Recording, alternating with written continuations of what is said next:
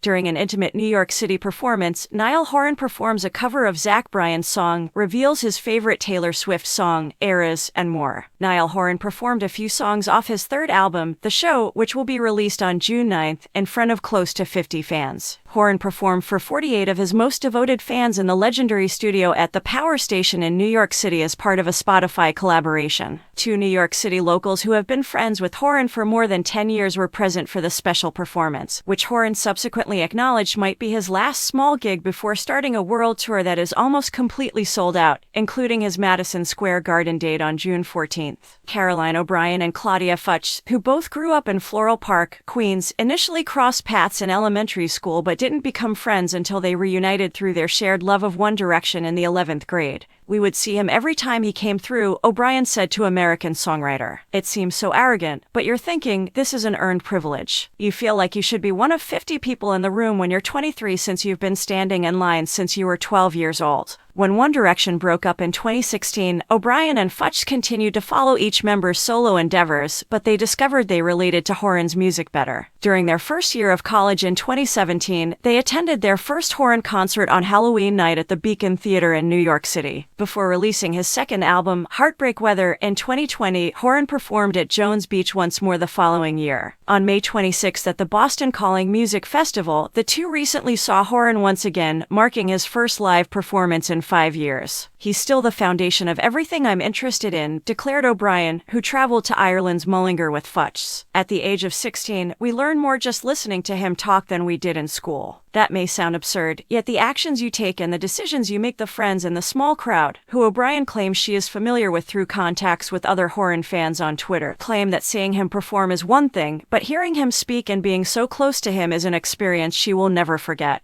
Prior to his 10-song performance, which included the songs Heaven, Science, and You Should Start a Cult from the Show, as well as Flicker and a cover of Bryan's 2022 song Something in the Orange, Horan responded to almost a dozen questions from the audience. Additionally, he related personal anecdotes regarding the new album, songwriting, his preferred Taylor Swift periods, and other topics. Niall Horan: "I have no idea. This Town, The Show, or Flicker, perhaps. I can look through the entire catalog, but if you're trying to sell me to someone, I'd say one of those three. I believe everything is somewhat subliminal. I never sit down and decide, I'm going to write this type of song by this artist. It's because I paid attention to them that I now write in this manner. Certain things find their way within." The Damien Rice period in my life is referenced in the singer-songwriter material. This album's darker ballads kind of introduce us to a Lana and Mad World kind of universe. It is not a precise sound. More specifically, it sounds and feels like the many kinds of strings or drums that have been used. That's where I kind of got the influences from, and whatever I was exposed to growing up always shows up in some manner. It simply so happens that way. You don't strive to recreate something that has already been created, but you undoubtedly draw inspiration from things that already exist.